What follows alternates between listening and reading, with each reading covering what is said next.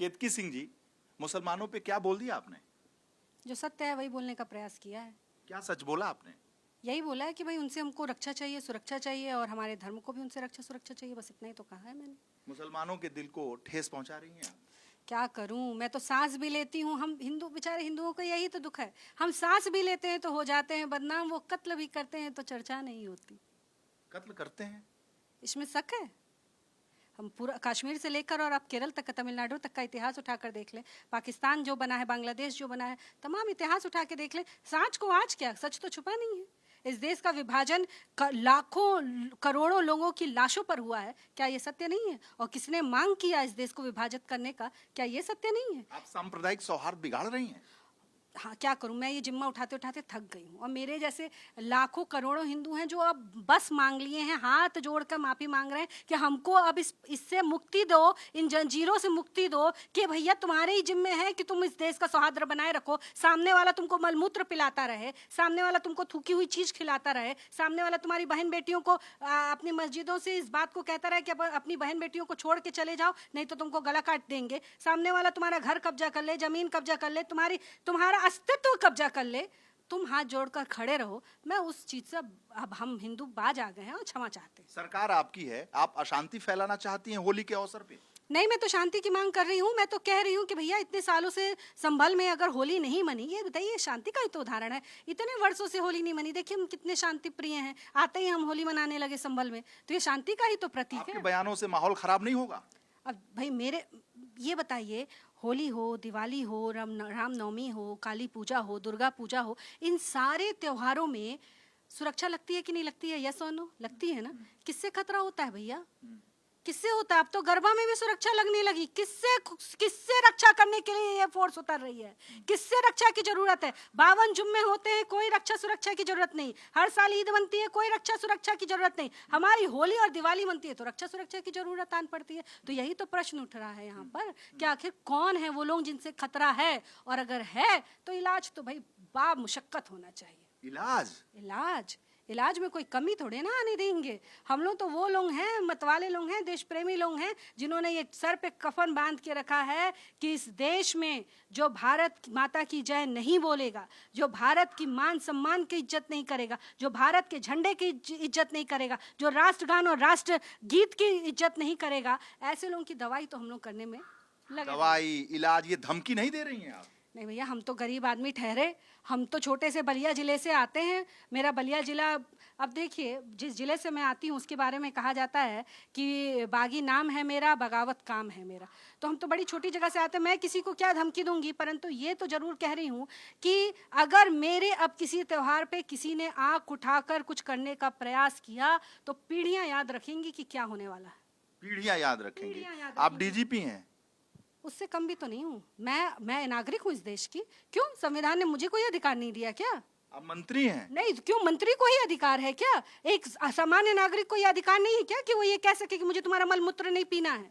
उसको अधिकार नहीं है? उसको ये अधिकार नहीं है कि वो कह सके कि खबरदार मेरी बहन बेटी के ऊपर आंख उठाकर तुमने देखने का प्रयास किया तो? आपने कहा कि इलाज कर देंगे, दवाई कर देंगे, तो आप डीजीपी हैं, आप चीफ सेक्रेटरी हैं, आप हैं क्या? मैं इस देश की नागरिक हूँ, इससे बड़ा इस देश में क्या? वो जिस संविधान को ये लिए फिरते हैं, उस संविधान ने मुझे अधिकार दिया है कि मैं अपने देश के प्रति, अपने धर्म के प्रति, अपने व्यक्तित्व के प्रति मैं बयान दे सकती हूँ। मैं ये कह सकती हूँ कि हाँ, मुझे किस चीज से रक्षा चाहिए, किस चीज से सुरक्षा चाहिए। सीएम है? मेरे सीएम तो एक ही हैं, और इस पूरे राष्ट्र में एक ही सीएम है जिनकी गूंज आजकल चल रही है, और मैं उनकी एक भक्त हूँ, छोटी सी भक्त हूँ। शायद वो जानते हो ना ही जानते हो, पर मैं तो उनकी भक्त हूँ, और उनकी भक्ति के ही मैं चिन्हों पर। चौधरी का जो उन्होंने समर्थन कर दिया, समाजवादी पार्टी कह रही है कि इसी वजह से ये भारतीय जनता पार्टी के विधायक नेता बौखला गए हैं और इस तरह के बयान दे रहे हैं। दिक्कत यह है ना कि वो जिसका उन्होंने पैरवी की, मैं चाहती हूँ कि समाजवादी पार्टी पहले जाके उस व्यक्ति का इतिहास पता करे। मेडल जीत के लाया इस देश के लिए, इस देश का गौरव बढ़ाया है उन्होंने, एक सम्मानित पद पर हैं वो, और उस व्यक्ति ने गलत क्या कहा? यही कहा ना कि या तो मिलके होली मना लो, और अगर नहीं होता है तो 2:30 बजे के बाद मना लो अपना जुम्मा, वो भी नहीं होता तो अपने घर पे मना लो। भैया, जब हर बात पे तुम तैयार नहीं हो तो तो फिर तुमको किस बात पे तैयार कराया जाए? तुम किस बात पे तैयार होगे? और अगर मुख्यमंत्री जी ने कह दिया कि नहीं वो व्यक्ति सही कह रहा है, तो इनके पेट में दर्द होने लगा, ये टप्पू गैंग के पेट में। तो मैं तो ये कहना चाहूंगी कि ये टप्पू गैंग लिस्ट बनाते रहे, बनाते बनाते इनकी पीढ़ियां गुजर जाएंगी, सरकार आए वाला नहीं खे। ये टप्पू पप्पू क्या बोल रही है? अब इस देश में दो ही तो हैं, एक पप्पू एक टप्पू। हाँ। तो क्या आप इतना बड़ा चैनल चलाते हैं, आपको पता नहीं है क्या कि कौन है? माखौल उड़ा रही हैं आप। नहीं भैया, मैं काहे को मखौल उड़ाऊंगी? अब मुझे भी तो थोड़ा बहुत अधिकार प्राप्त है ना। मायावती जी कह रही हैं कि संभल में अधिकारियों का गलत इस्तेमाल हो रहा है। मैं बहन मायावती जी बहुत अच्छी महिला हैं, उनका बहुत सम्मान है, हम सब बहुत महिला होने के नाते उनका सम्मान करते हैं, और उनको कोई गलत न्यूज़ पहुंचा दिया होगा तो उन्होंने ऐसा बयान दे दिया है। क्योंकि मुझे तो लगता है कि संभल ही नहीं, पूरा उत्तर प्रदेश एक नई दिशा में, उत्तम प्रदेश बनने की दिशा में बढ़ रहा है, निखरता उत्तर प्रदेश। अखबार उठाइए साहब, अखबार, इंटरनेशनल न्यूज़पेपर उठाइए, हर न्यूज़पेपर की हेडलाइन रहती है। हेडलाइन तो ये भी है कि जिस तरीके से सीओ रैंक का अधिकारी वर्दी में बोल रहा है, उसका भी पूरा खबर उसकी बन रही है। रघुराज सिंह बोल रहे हैं आपके पार्टी के कि तिरपाल टांग लो, आप बोलती हैं कि अलग से उनके लिए हॉस्पिटल बना दो। आखिर क्या है? वो भी तो नागरिक है ना यहाँ के।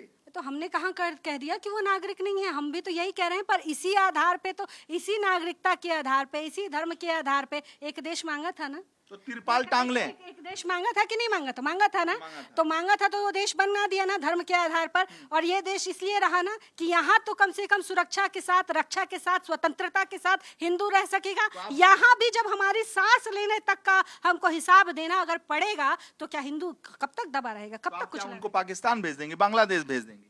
मुझे तो लगता है कि जिस आधार पे उन्होंने किया तो उस आधार पे चले जाना चाहिए था। अब नहीं गए हो, अगर नहीं गए हो तो, और अगर तुमने ये सेक्युलरिज्म तुमने ये देश बनाया है, तो इस सेक्युलर का एक हिस्सा हिंदू भी है, उसकी भी भावनाएं आहत होती हैं। हम दब के रहो, दब के ना रहो तो दबा के भी ना रहो। बहुत दब लिए, बहुत हिंदू दब लिए, अब वो दबने का समय गया, अब निखरने का समय है, निकलने का समय। अब हिंदू बोलता है, अब बोलता है हिंदू, अपनी अधिकारों के प्रति बोलता है, और अब हमें दबाने वाला कोई पैदा नहीं हुआ माइका लाल। अच्छा, अलीगढ़ मुस्लिम यूनिवर्सिटी में राम मंदिर बन जाए, तिरपाल टांग लें, रंग से जिनको परहेज हो, ये क्या है? क्यों आप तो ये मांग करते हैं कि हमारी लड़कियां जब नीट का पेपर भी देने जाएंगी तो हिजाब पहन के जाएंगी? मांग करते हैं कि नहीं करते? यस और नो करते हैं ना? वो मांग करते हैं हर विद्यालयों में हिजाब को पाबंद किया जाए कि वो हिजाब पहन के जाएंगी। जब सब जगह हिजाब चाहिए, रंग से परहेज चाहिए, तो भाई मंत्री जी ने कह ही दिया कि भाई तुम भी बच के रहना। अगर तुम पहले तो नमाज पढ़ने नहीं आओ, और अगर आना है तो भाई तिरपाल ओढ़ के आओ कि छींटा गलती से ना पड़ जाए। तो काहे का पेट में दर्द है? सीओ का भी समर्थन कर रही हैं? 100% मैं तो सैल्यूट करती हूँ ऐसे बहादुर सीओ का। रघुराज सिंह का भी समर्थन कर रही हैं, तिरपाल वाले का? 200% कर रही हूँ, क्यों नहीं करूंगी? अगर, अच्छा ये बताइए, अगर कोई भाई मेरा, कोई मुसलमान साथी मेरा निकल गया और उसके ऊपर छींटा पड़ गया, तो ये जो टप्पू गैंग है, टप्पू सेना, ये जब आके सड़क पर छाती पीटेगी और ये कहेगी कि हाय रे ये जानबूझ के किया गया, इसको बेचारे मुसलमान को प्रताड़ित करने के लिए रंग फेंका गया। क्यों पीटेगी छाती? क्योंकि उनका तो काम है, उनका वोट बैंक है। कैसे पीटेगी? अरे उनका वोट बैंक है। वो कहने लगे कि भारतीय जनता पार्टी का अधिकारियों ने पहले सोचा था, वहाँ के कार्यकर्ताओं ने पहले सोचा था, और छाती पीट पीट के लगेंगे रोने और कहने लगेंगे कि इस्लाम खतरे में है, इस्लाम को बचा लो। तो वो सब तो भैया वो दिन गुजर गए, अब नहीं आने वाले। अच्छा, आप इतना बोल रही हैं, सस्ता प्रचार पाना चाहती हैं क्या? देखिए ये भैया, कह रहे हैं समाजवादी वाले। मैं 15 वर्ष से इस राजनीति में हूँ, और समाजवादी वाले हाईलाइट होना चाहती हैं। समाजवादी वाले जब बोल रहे होंगे ना, तो उनके जो नेता प्रतिपक्ष होंगे थे, उनको हरा कर यहाँ पर आई हूँ, हरा कर 1,07,000 मतों के साथ मैं यहाँ पर जीत कर आई हूँ। तो मुझे किसी सस्ती लोकप्रियता का नहीं चाहिए है हिसाब किताब। सत्य बोलती हूँ, बलिया से हूँ, बागी अच्छा, नाम ये बताइए, और बगावत काम है मेरा। अच्छा ये बताइए, जितना अभी आप बोल रही हैं, अभी हाईकमान से एक फोन आएगा, अभी मुख्यमंत्री के यहाँ से फोन आएगा, सरेंडर कर जाएंगी? मेरे महाराज जी कभी कुछ ऐसा करने को कहेंगे ही नहीं जिससे मेरे सम्मान पे कोई आ जाए। दिल्ली से आ गया तो? क्यों, दिल्ली में क्या मेरे नहीं है? मैं भी तो उनकी हूँ, वो भी मेरे हैं। और भाई मैं भारतीय जनता पार्टी की कार्यकर्ता होने के नाते नहीं आपने जो बोला है, अगर दबाव पड़ेगा वापस ले लेंगी? कभी नहीं लूंगी। क्यों वापस लूंगी? मेरे मन में जो है, मैंने जो बोला है वो भारत की नागरिक होने के नाते बोला है। एज अ विधायक, as a Bharatiya Janata party cadre मैंने नहीं बोला। मैं किसी के दबाव में नहीं आएंगी? बिल्कुल कदापि नहीं आऊंगी। और क्यों मुझे दबाव आएगा? अपने बयान को वापस नहीं लेंगी? कदापि नहीं लूंगी। क्यों लूंगी? टिकी रहेंगी? 100% टिकी रहूंगी। उसके किसी लिए तरीके से आप उसके लिए निश्चिंत रहें। बहुत सालों बाद तो बोलने का साहस आया है, बहुत सालों बाद आया है, बहुत साल सहा है। और आज भी देखकर कष्ट होता है कि मेरे राम लल्ला जब अयोध्या में विराजमान है, इस देश के प्रधानमंत्री जब जाकर वहाँ पे प्राण प्रतिष्ठा करते हैं, बड़ी से बड़ी हस्ती आकर वहाँ पे अपना माथा टेकती है। इसी उत्तर प्रदेश में रहकर यहाँ के वो साइकिल चलाने वाले लोग जिनकी साइकिल का टायर पंक्चर महाराज जी ने कर रखा है, जब वो वहाँ नहीं जाते हैं तो मुझ जैसे हिंदू को कष्ट होता है। और मन में ये प्रश्न उठता है कि आखिर किसको खुश करने के लिए वो अयोध्या नहीं गए, किसको खुश करने के लिए वो कुंभ में नहीं गए, किसको खुश करने के लिए वो मथुरा और काशी को छुड़ाने की बात नहीं करते, वो संभल में जिन्होंने होली मनाने नहीं दी उनको रोकने की, उनके ऊपर कार्रवाई करने की बात नहीं करते, किसको खुश करने के लिए। और जब तक मैं एक नागरिक रहूंगी, मेरे मन में यह प्रश्न आता रहेगा और मैं पूछती रहेंगी बिना दबाव के, बिना रुके, बिना झुके। अब झुक ही जाए तो बलिया वाली रहब का। अच्छा, एक और सवाल है। शिया धर्मगुरु हैं, कह रहे हैं कि हिंदू मंदिरों में इतना धन है, निकाल ले और हिंदुओं की भलाई में लगाए। इतना वक्फ क्यों कर रही है सरकार? उनके ज्ञान का पिटारा बहुत ही कमजोर हो चुका है, जो भी मौलाना साहब होंगे। मैं आपके चैनल के माध्यम से उन भैया को एक बात बताना चाहती हूँ कि ए भैया, जिन मंदिरों की आप बात कर रहे हैं, वो मंदिर में जो दान आता है, उस दान से वो टैक्स भरते हैं, वो टैक्स पे ही मंदिर है। आपकी तरह किसी के पैसे पे मौज करने वाला मस्जिद नहीं है, वो टैक्स भरता है। मौज करने वाला? हाँ भैया, तो मौज ही तो है। हम टैक्स भरें, हमारे मंदिर टैक्स भरे, हमारे मंदिर विद्यालय चलाते हैं, उन पैसों से। आप जानते हैं विद्यालय चलता है उन पैसों से। लेकिन मस्जिद मौज करने वाला तो और क्या है? आप उठाकर देख लीजिए ना, वहां से फतवा जारी होता है। क्यों?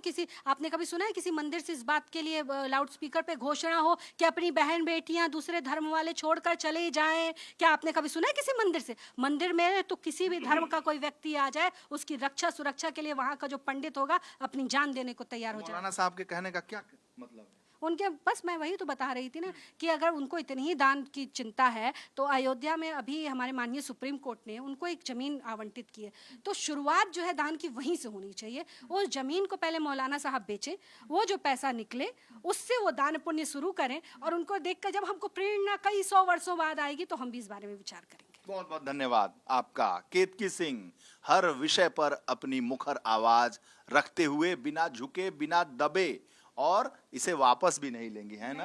नहीं लूंगी कह भी रही हैं। बहुत बहुत धन्यवाद।